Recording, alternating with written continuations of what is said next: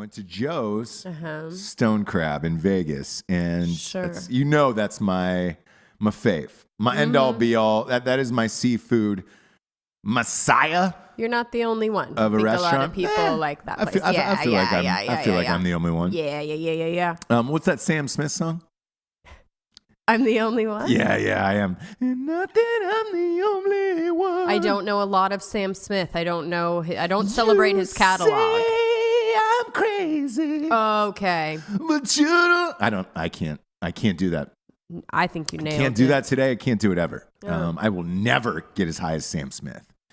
That man's had his balls squeezed at some point in his life repeatedly. Do you know about this? The Castrados, the opera singers that get their balls chopped as young boys so that can have, It's actually a theory that Michael Jackson had this. You want to run that back for me one more time? They're called Castrados. Oh, okay. Like soprano, like the whatever, baritone castrato. Yeah. So their balls are cut off as young boys. Ballless, gotcha. So that they have this, it's a really high male voice. So you don't sound like a girl and you don't have like, it's a very specific opera term. Yeah, absolutely.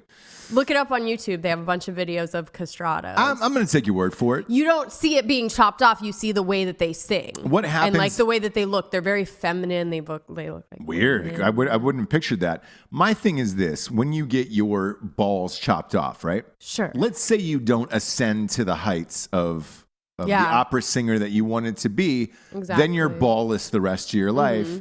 Can't have children, right? Right.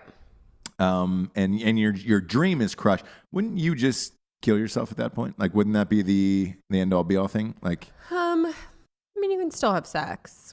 How?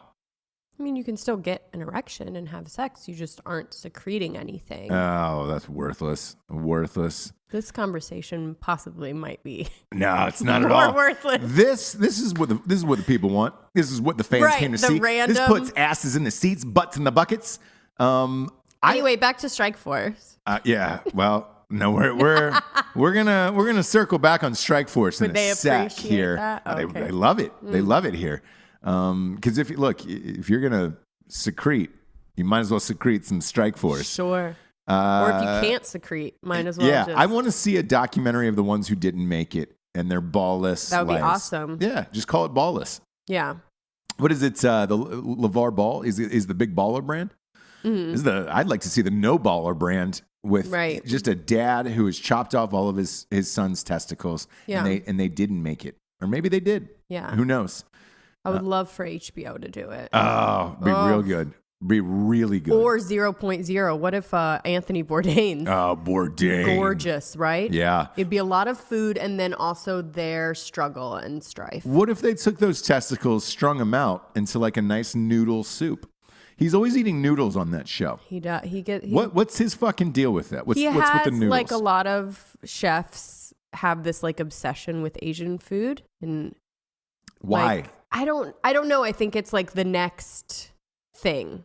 You know what I mean? Like you've done everything here. That's now fine. We're gonna like. That's fine. You know what I think it is? I think it's like when like a 14-year-old white girl goes on a cruise with her parents for spring break and gets braids in her hair.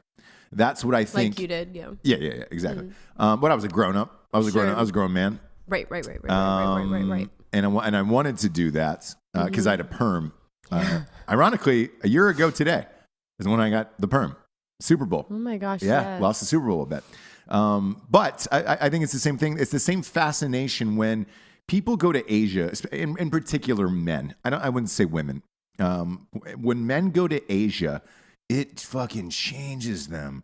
Where it's just they've had an experience like you wouldn't believe. Do you think it's the hookers or is it the food? Both. And I'm like, that way of life, I think when you're so beaten down in a job that you hate in America, and this is God's honest truth, like I'm not even making a joke here. When you're so beaten down with the way your life is in America, say you have a job you hate, you're stuck in a cubicle, probably a wife that doesn't love you, that type of shit. Sure. And then you go on a business trip or you go over to Asia, right? And you're like, oh my God. This is amazing. The women are amazing. The culture is amazing. I can get massages for $20 all day long. this is amazing. This is what life should be. I'm not fucking living life, man. They're living life. Time stands still. Like that whole fucking bullshit chain of events. And I'm saying this because I've had best friends that have come back from Asia completely. I'm changed. I've seen the other ways of the world. I had a motherfucker stay from college, a fraternity brother, stay over there.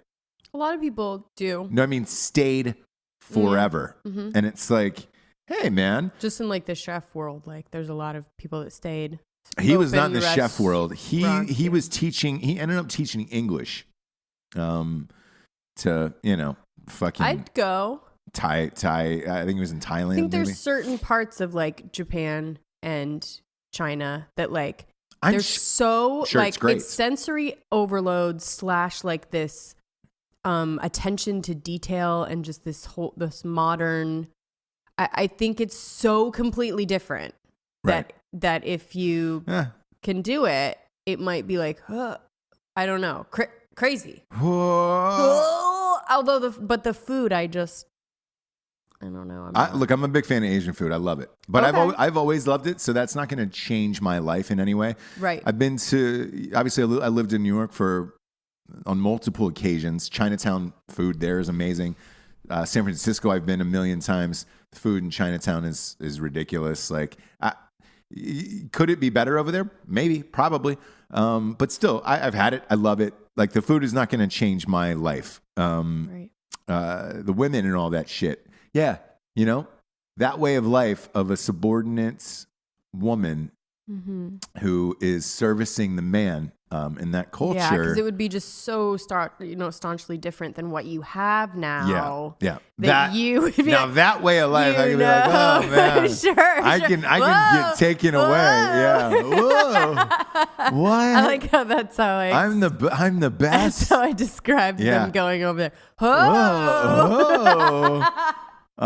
Four on the floor, American dream. You a real big cowboy, right? Like that type of vibe where you're just like, yeah, sure. And then you get some. I had it. Fuck it. I'll take this a step further. Some ramen. I had. Oh yeah. Afterwards, they feed you ramen. After you get a massage, yeah, and then they're feeding you ramen. Sure. Fuck off. That's amazing, and that's probably what everybody gets down on.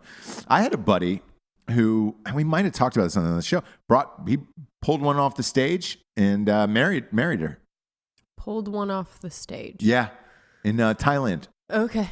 Pulled a Taiwanese girl, or I don't know, Thai girl, whatever the fuck you want to call it. Thai boy. Oh, Thai boy, you little lady Thai boy. Oh, you're like Rye? No, he went different than everybody else does. Usually they'll go like young, hot, that type of mail order sitch. He went like, this chick was like 80? 32. 75? Huh? Apron. And I get that cooking, too. Cooking like amazing. Oh, you hungry. You hungry again. This is really the super racist. Yeah, super racist. How we're doing these voices. Exactly. I think we should stop. He fucking brought one literally off the stage. Sure. Home, married her, and then her family moved over here. And we were like, hey, can we meet her? Like, can we go out to dinner? Can we have, hang out and have drinks together or whatever? And he goes, she's kind of still getting, assimilated to this country. How about we give it like 5 or 6 months? We were like, all right, cool. Okay, awesome. So 5 or 6 months goes by. We get together for like a football game at a mutual friend of ours' house. Mm-hmm. He brings her over. She is cleaning the entire house of our friend, not even my buddy that she's married to, everything. And we were like, hey, you don't have to do that. Like, this isn't your house. You don't have to clean. And my buddy was like, oh, no. She likes it. Like, this is what she does. She likes it. And I was like, oh, boy. I don't think that's... You guys are like, where can I get one? Well, I was looking. I was just like, I don't think this is appropriate. Yeah. Boy, I don't know. And that's uncomfortable. And he goes, that's uncomfortable. He goes, dude, try to stop her. And I was like, what? So you punched her? No. Oh. I was like, hey, you don't have to do that or whatever. And she was like, no, it's great. It's great.